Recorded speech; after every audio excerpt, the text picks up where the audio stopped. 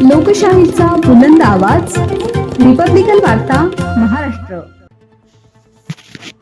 तुळगावमध्ये 77वा प्रजासत्ताक दिन उत्साहात साजरा.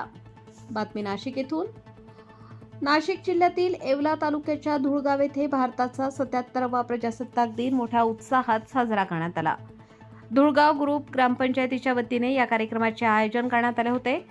यावेळी सरपंच दत्तू गायकवाड यांच्या सूचनेनुसार माजी उपसरपंच सौ वंदना राजेंद्र गायकवाड आणि आशा सेविका सुनीता राजगुरू यांच्या शुभ हस्ते ध्वजपूजन पार पडले.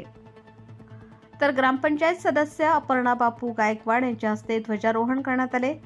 शालेय विद्यार्थ्यांनी धुळगाव परिसरातून मिरवणूक काढली व ग्रामपंचायतीच्या प्रांगणात सौ अपर्णा बापू गायकवाड यांच्या उपस्थितीत संविधान उद्देशिकेचे वाचन केले. यानंतर तिरंग्याला सलामी, ध्वजगीत आणि राष्ट्रगीत घेण्यात आले. नारायणराव पवार माध्यमिक विद्यालय, जिल्हा परिषद प्राथमिक शाळा धुळगाव आणि नागरिकांना प्रजासत्ताक दिनानिमित्त सौ अपर्णा गायकवाड यांनी शुभेच्छा दिल्या. विद्यार्थ्यांनी विविध सामुदायिक उपक्रम आणि सांस्कृतिक कार्यक्रमांद्वारे प्रजासत्ताक दिनाचे महत्त्व प्रेक्षकांसमोर मांडले. या प्रसंगी विद्यार्थ्यांचे कौतुक करत त्यांना भेटवस्तूही देण्यात आल्या.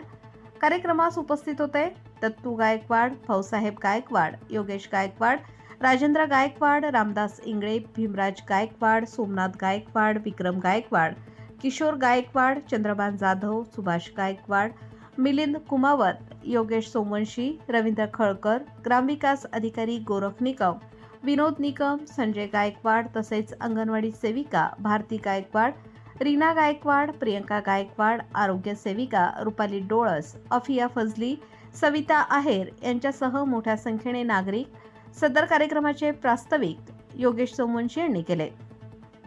सूत्रसंचालन विनोद निकम सर यांनी केले तर आभार प्रदर्शन भाऊसाहेब गायकवाड यांनी केले. रिपब्लिकन वार्ता महाराष्ट्र न्यूजसाठी नांदगाव प्रतिनिधी Muktaram बागूर, Nashik. Subscribe now and press the bell icon. Never miss an update.